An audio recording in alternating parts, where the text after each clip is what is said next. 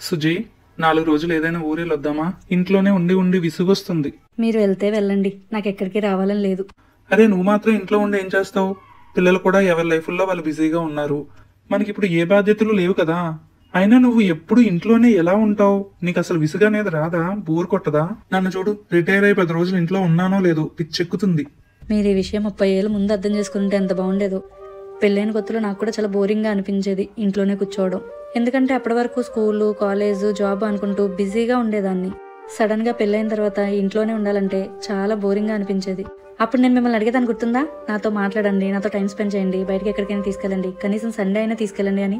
మీరేమో ఫోన్ చూసుకుంటూ ఫ్రెండ్స్తో టైం స్పెండ్ చేస్తూ ఆఫీస్ వర్క్తో బిజీగా ఉండేవారు.